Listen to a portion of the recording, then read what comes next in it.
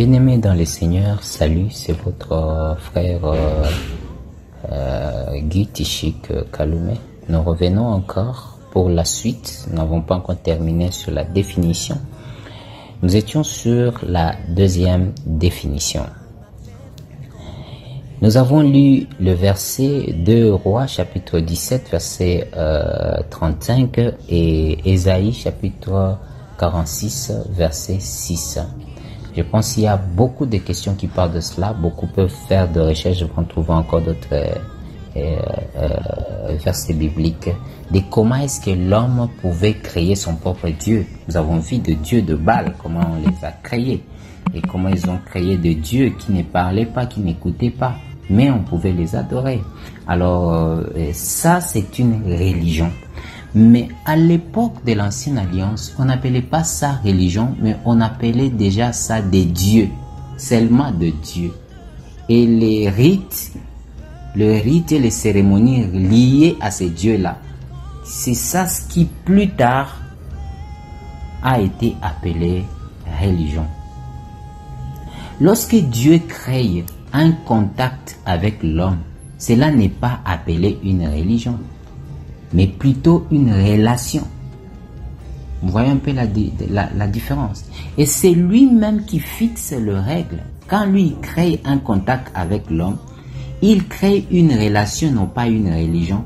Et quand il crée une relation, c'est lui-même Dieu qui fixe les règles. Voilà pourquoi quand il crée la relation entre lui et le peuple d'Israël, il fixe les règles et il envoie les commandements et lui montre comment est-ce qu'il doit marcher. Et qu'est-ce qui doit arriver s'il ne marche pas selon ces commandements-là.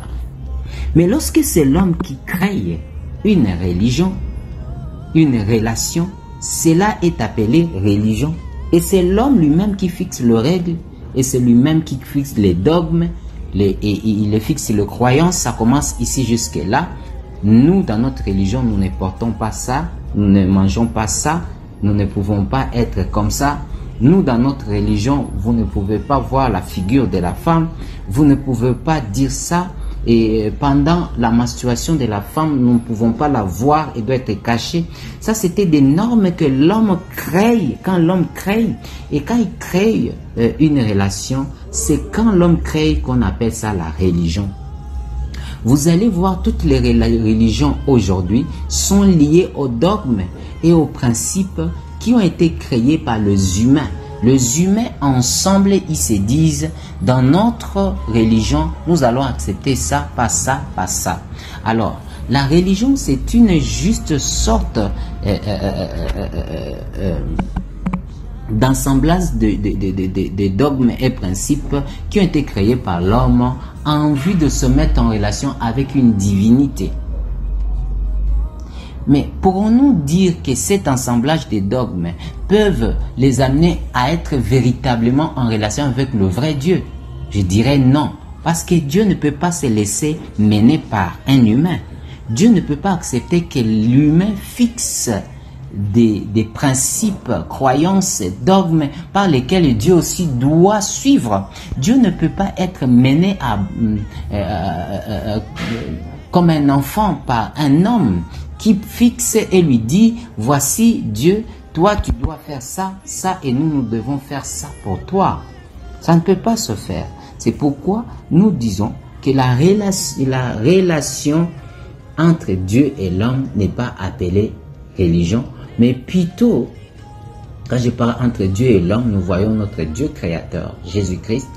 Cette relation n'est pas appelée religion, mais plutôt le contact que Dieu crée avec l'homme, c'est là on l'appelle relation, juste relation.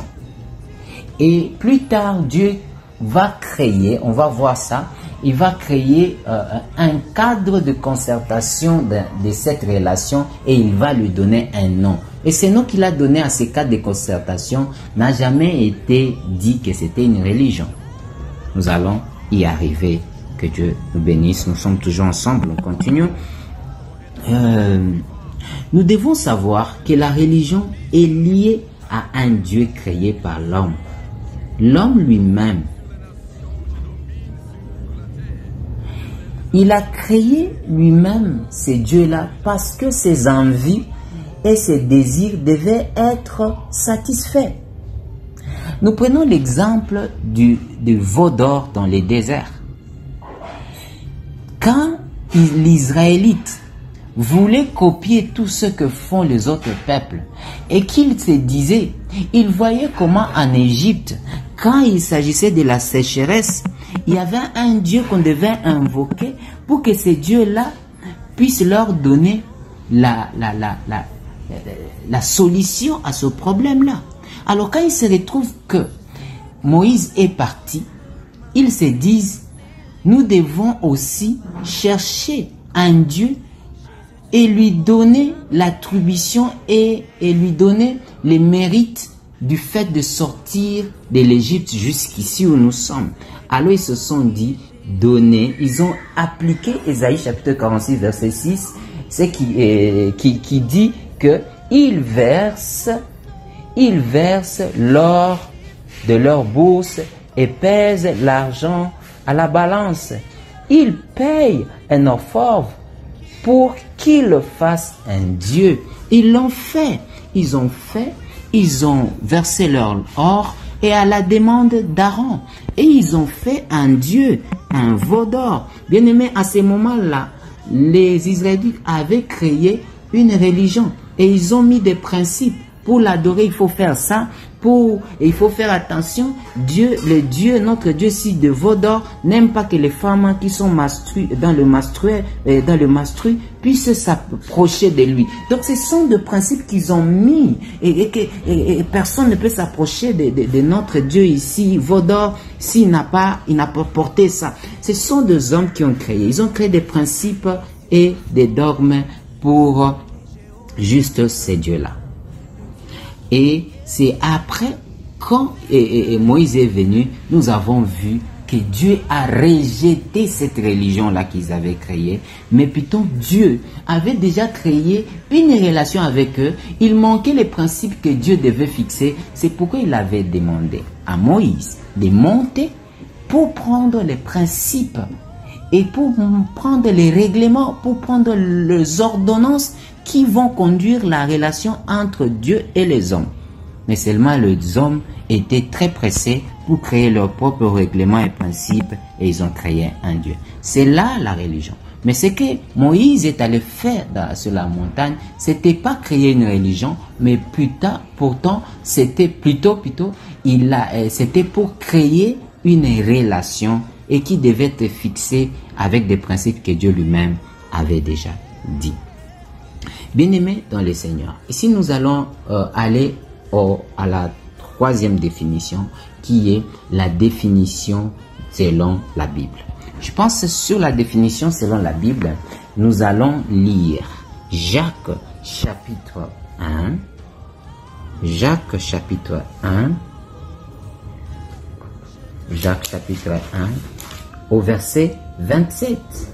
Jacques chapitre 1, verset 27. Nous allons lire, mais nous allons commenter dans l'audio qui va suivre, je pense le dernier audio. La Bible dit ceci. La religion pure et sans tache devant Dieu le Père consiste à visiter les orphelins, les veuves dans leur affliction et à se garder des souillures du monde. Voilà, c'est là la religion selon la Bible.